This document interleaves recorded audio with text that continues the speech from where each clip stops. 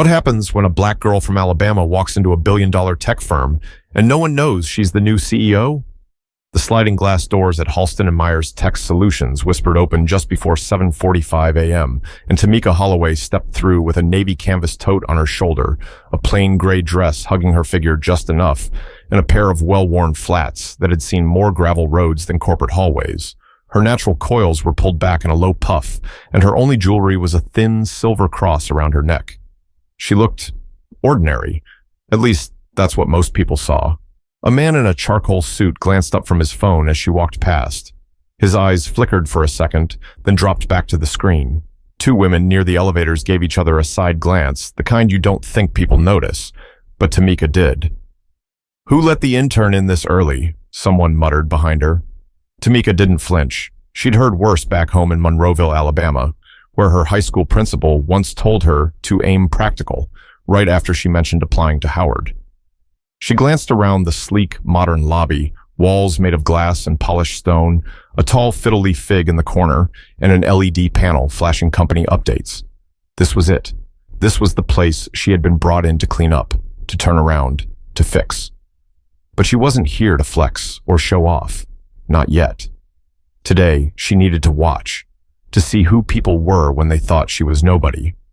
Just as she reached the security desk, a man in his mid-40s stepped in front of her, holding a coffee in one hand and a dry cleaning bag in the other. "Hey, I'm glad you're here early. Can you hang this in the marketing storage room? Try not to wrinkle it this time, okay?" Tamika blinked. "Excuse me?" The man didn't look up. "You're the temp, right? Cynthia sent you?" Before she could answer, he dropped the hanger into her hand and walked away without another word. Tamika stared at the bag. Inside was a tailored navy suit, expensive by the look of it, and completely irrelevant to her job. She smiled softly and placed it neatly over the back of a nearby chair. A younger woman nearby, blonde ponytail, AirPods in, watched the whole thing with a smirk. "You're supposed to take it upstairs," she said. "Third floor. Marketing." "I'm not the temp," Tamika replied, her voice calm but clear. The woman blinked, surprised by her confidence. But before she could say anything else, the elevator dinged open. A heavy-set man in a dark green polo stood inside, sipping an energy drink. His eyes met Tamika's, then traveled down to her shoes. "You lost?" he asked. "No, sir." "You here for admin onboarding? HR is on too." "I know where I'm going," Tamika said. She stepped into the elevator beside him and pressed the button for floor 12. He raised an eyebrow. "That's executive." Tamika just smiled. "I know." But what she didn't know yet was just how deep the rot went inside those walls, and how quickly she was going to have to make her presence known. The elevator doors opened with a soft ding, revealing a quiet corridor lined with smoked glass offices and wall-mounted displays. Floor 12 looked different, colder, more expensive, like success was supposed to live here. Tamika stepped out with purpose, but within 10 steps, she could feel eyes on her again. At the far end of the hallway, a group of 4 men stood near the espresso machine, laughing too loudly for the time of day. One of them noticed her and elbowed the guy next to him. "She lost?" One of them chuckled under his breath. Tamika ignored them and walked straight toward the large glass door marked Executive Conference Room. The receptionist, early 20s, flawless makeup, and acrylics clicking away at her keyboard, stood to greet her. "Hi," the young woman said, glancing at the tote bag on Tamika's shoulder. "Are you delivering something?" "No." "Okay, are you with catering?" Tamika smiled politely. "No." The receptionist hesitated, visibly uncomfortable. "I'm sorry. This area is for executive staff only." Tamika leaned in just slightly. "I know. That's why I'm here." Before the woman could respond, a middle-aged man in a slim tailored suit came striding down the hallway, phone pressed to his ear. He stopped dead in his tracks when he saw Tamika. "You're early," he said, lowering the phone. His name was Alan Brewster, Chief Financial Officer. He'd been with the company for over 12 years. When the board appointed a new CEO, he had expected the job to go to him. Tamika offered a small nod. "Good morning, Mr. Brewster." He blinked, startled she knew his name. "And you are?" "Tamika Holloway." Alan stared, then let out a forced chuckle. "Oh, okay. You're from the firm doing the audit?" "No, I'm your new CEO." Silence. The receptionist's hand froze above her keyboard. The hallway suddenly felt vacuum-sealed. Even the men near the espresso machine had stopped talking. Alan's smile faltered. "I'm sorry, what?" Tamika pulled out her company badge and held it up without a word. Her name, her photo, her title, Chief Executive Officer, displayed in bold print. A beat passed. Then another. Alan cleared his throat and stepped aside. "Of course, right this way." Inside the conference room, a long walnut table stretched from wall to wall. Leather chairs surrounded it, and two 70-inch screens were mounted on either end. Tamika placed her tote gently on a chair near the head of the table. She didn't sit yet. She turned and looked at Alan. "I'd like to get started at 9 a.m. sharp. Please let the executive team know." He nodded stiffly, still processing. "Yes, of course." She watched him leave, the door slowly closing behind him. For a moment she was alone in the room. She exhaled, deep and quiet. In some ways, this wasn't new. She'd spent her whole life walking into rooms where people didn't expect her to belong. But this time, it wasn't about belonging. It was about leading. She sat down, opened her laptop. Across the room, someone knocked. The door opened slowly and a woman in her 50s stepped in. Auburn bob, red-framed glasses, sharp eyes. "I heard what happened outside," she said, without introducing herself. "You handled that well." Tamika looked up. "Thank you." The woman walked in and held out her hand. Janice Greer, head of legal. Tamika shook it, firm, confident. "You're the first person today who didn't ask what I was doing here," Tamika said. Janice smiled. "That's because I already read your file. Impressive background. You built an ag tech company in rural Alabama from scratch and sold it for 8 figures before turning 30. I don't need to see your shoes to know you're qualified." Tamika let out a small laugh. Janice tilted her head. "You ready for the wolves?" "I grew up around snakes. Wolves don't scare me." But Janice knew what Tamika didn't yet. This wasn't just a culture problem. It was personal. And some people didn't want her there at all. By 9:03 a.m., the conference room was full. 11 executives, not counting Tamika, took their seats. Some with laptops open, others with expensive pens and notepads they probably never wrote on. Every seat was claimed, except the one at the head of the table. Tamika walked in without announcement and calmly took that spot. A few heads turned. A few phones lit up discreetly under the table. One man, tall, mid-30s, smug, whispered something to the person next to him. They chuckled. Janice sat 2 seats to Tamika's right. Her arms were crossed, eyes scanning the room like she was watching a poker game. "Good morning," Tamika said clearly. Only half the room responded. She let the silence linger for a beat. "Let me save you the formalities. Yes, I'm the new CEO.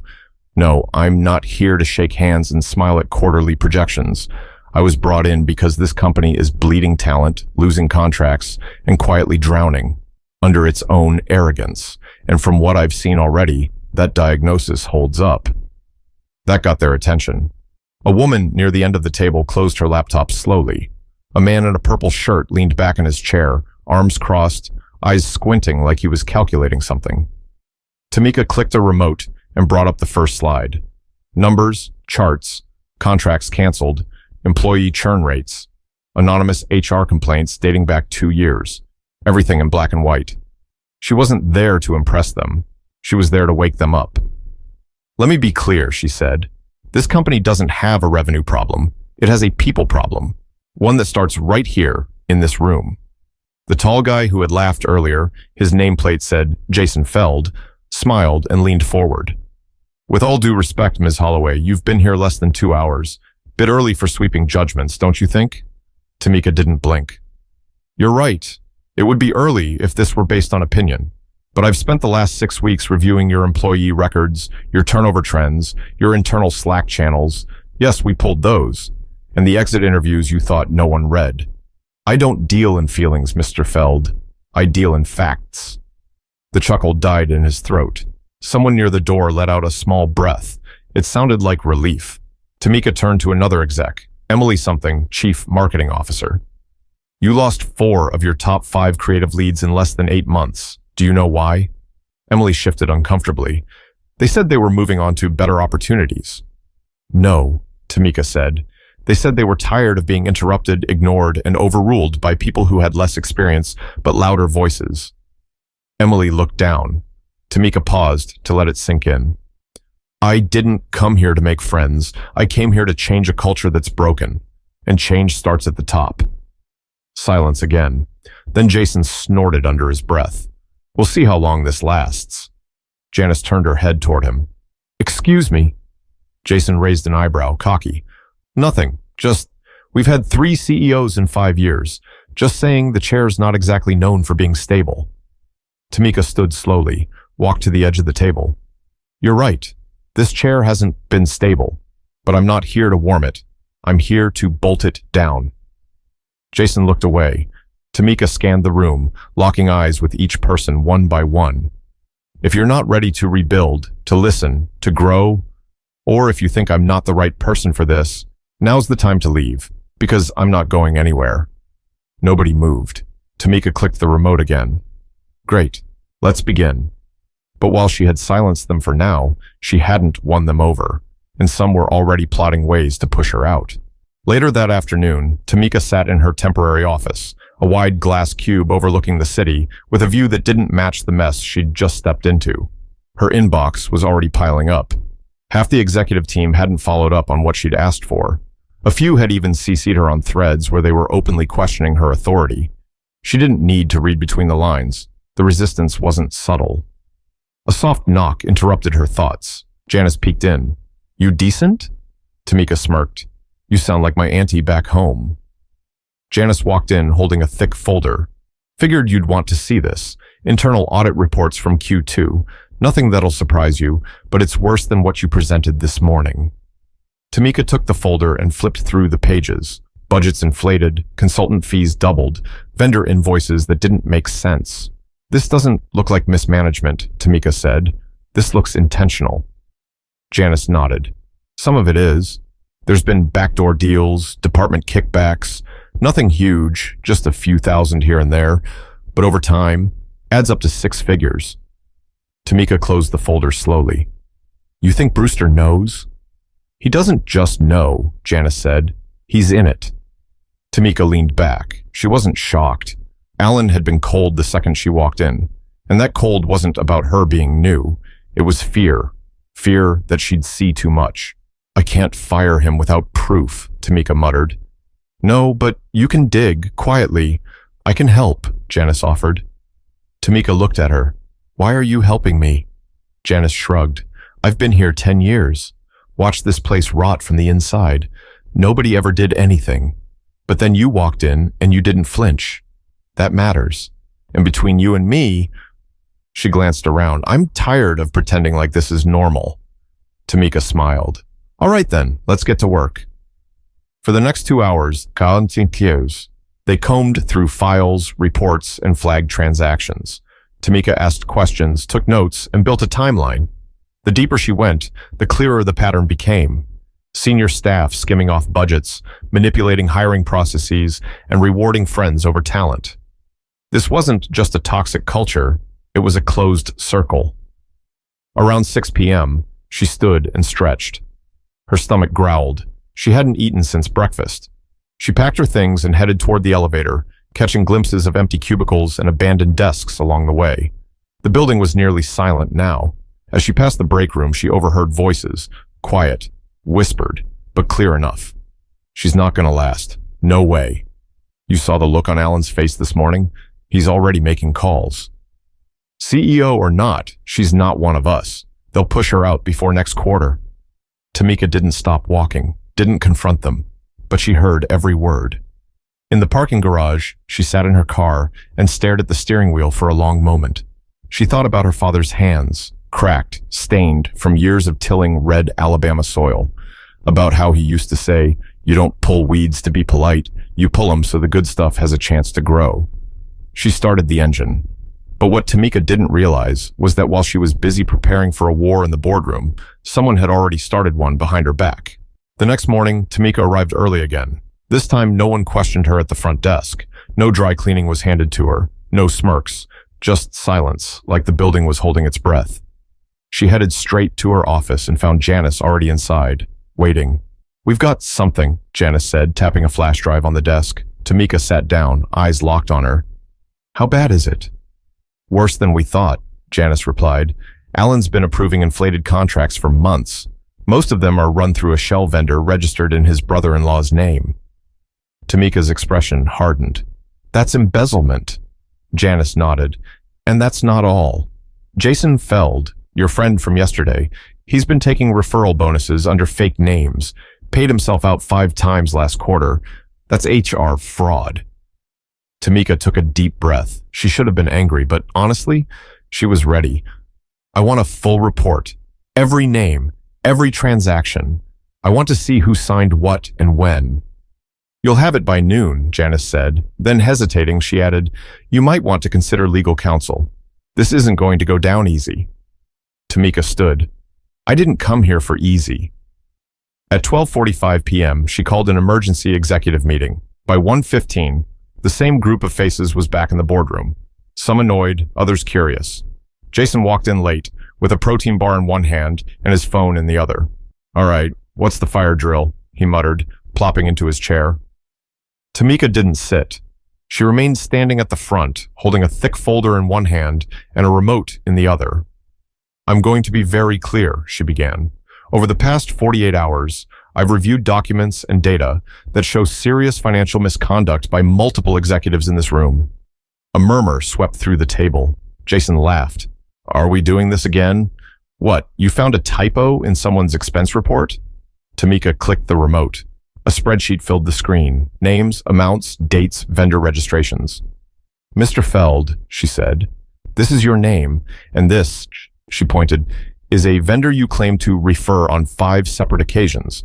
Problem is, that vendor doesn't exist, and the bank account it's tied to is under a fake LLC owned by your cousin in Tampa.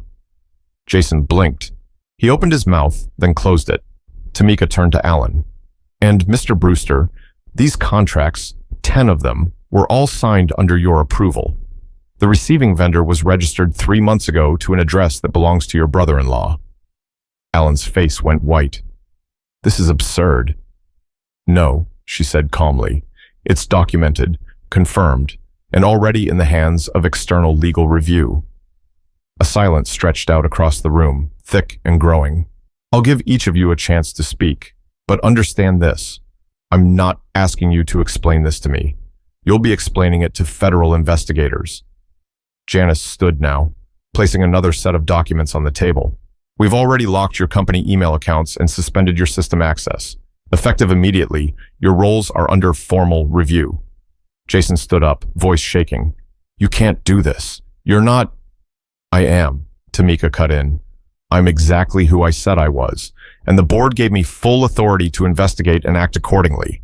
You didn't believe me on Monday. Maybe now you do. Alan tried to argue, tried to regain control of the room, but nobody followed. His voice bounced around the walls, landing flat. The others stayed seated, quiet. Some stared at the table. A few looked at Tamika with something new in their eyes. Not resentment, not defiance, something closer to respect. Tamika gathered the papers. If anyone else has something they want to admit, my door is open. But make no mistake, this isn't a threat. It's a clean start. She walked out without another word. But not everyone was grateful, and one of them was about to take it personal. Over the next 2 weeks, Halston and Myers looked like a company holding its breath. Jason Feld's office was cleaned out in a single afternoon. Alan Brewster was escorted from the building the next morning by security. No press release, no retirement speech. Just a quiet walk of shame down the executive hallway. Word spread fast. At first, there was fear. Whispers in break rooms. Slack messages that vanished as soon as they were sent. No one knew what Tamika would do next, but she didn't bring in a wrecking ball. She brought in chairs, literally.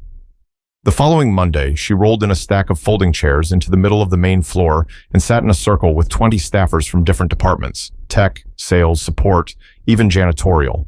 No titles, no agenda, just people. I want to hear what this place feels like, she told them. No filters, no sugarcoating. If this company were a person, how would you describe them? A young man from IT raised his hand. Fake. An older woman from customer support nodded, exhausting. Someone else muttered, clicky. They talked. She listened. No laptops, no phones, just notebooks and raw honesty. She started doing it every other day. Different teams, different voices. She asked questions that no previous CEO had ever cared to ask. What does respect look like here? How do you know your work matters? What's the last thing that made you want to quit? Tamika didn't take notes to look busy. She wrote because she was going to follow through, and people started noticing. Janice caught her one evening, long after most had gone home, rearranging the office space layout on a whiteboard. You're redesigning the floor plan? Tamika nodded. Nobody collaborates because the departments are all walled off like silos. That's not a structure, that's a maze. She wiped one corner of the board clean and added, no more corner offices. Janice raised an eyebrow. Even yours? Tamika smiled. Especially mine. By the third week, the mood was changing. People were no longer just watching her, they were following her. HR started getting thank you emails from employees for the first time in years. Mid-level managers began asking for feedback instead of barking orders. Tamika launched something called Open Friday. Any employee could book a 10-minute slot to talk to her directly. The first week filled up in under an hour. One conversation stood out. A woman named Letitia from operations walked in, clearly nervous. I don't really have a question, she said. I've never seen anyone up here who looks like me. Not just how you look, how you carry yourself. I wanted to say thank you. Tamika leaned forward. Letitia, you belong in any room you're in. You don't need my permission for that, but I appreciate you saying it. Letitia smiled. Nobody's ever said that to me. But even as the company began to shift, one email was making its way up the chain, an anonymous complaint accusing Tamika of discrimination and unfair termination. And the sender had connections on the board. By the time the complaint reached the board's desk, Tamika had already heard whispers. It came through a back channel, the kind Janice kept open in case the knives ever came out. Alan, Janice said simply, dropping the printed email on Tamika's desk. Anonymous, but the phrasing? It's him, guaranteed. The complaint accused Tamika of creating an atmosphere of retaliation, claiming her firings were racially and personally motivated. It was written with just enough polish to feel official and just enough venom to sting. Tamika read it quietly, then she pushed the paper aside and leaned back. They knew this might happen, she said. That's why I documented everything, every meeting, every report, every approval. Janice nodded.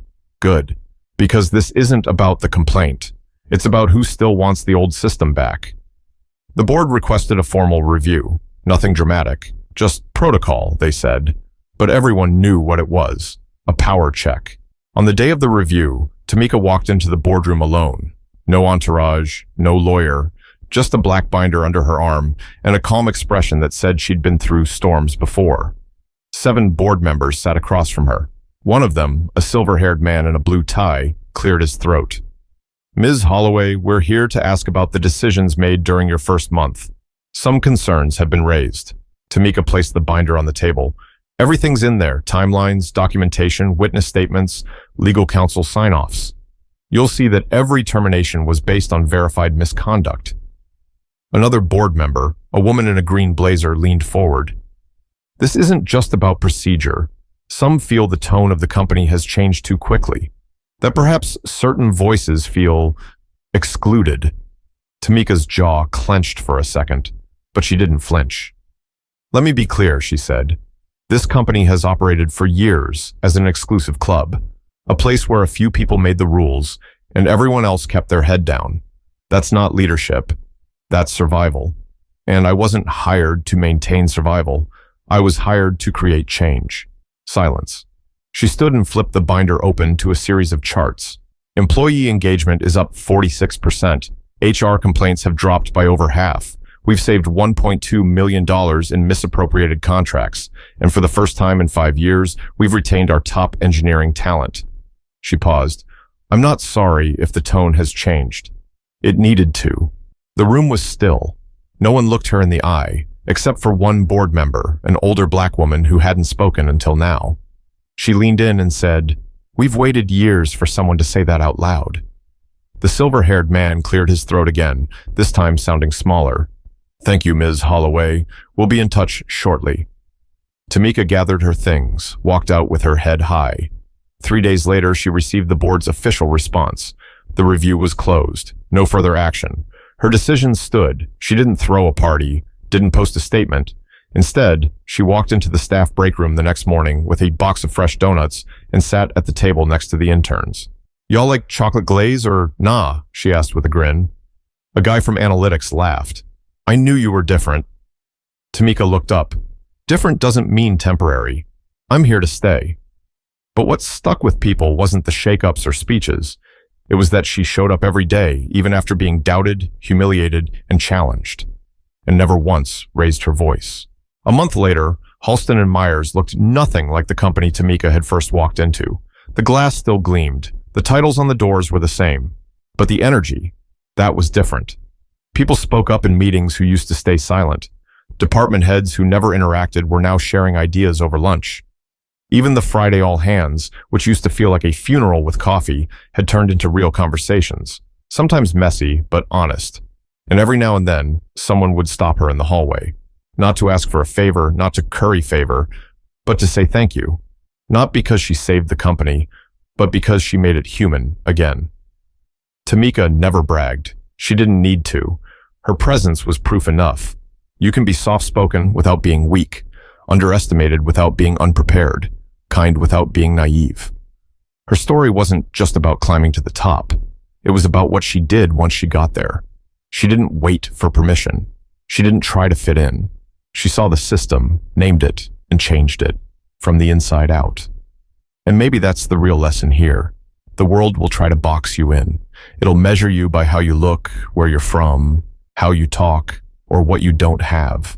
And when you walk into that room, whatever that room is for you, there will always be someone who thinks you don't belong. But your job isn't to prove them wrong. Your job is to do the work anyway, and let your results do the talking. Because when it's time for real change, the loudest voice isn't always the one that leads. It's the one that listens, builds, and refuses to back down. So if you've ever felt invisible, underestimated, or written off, just remember this.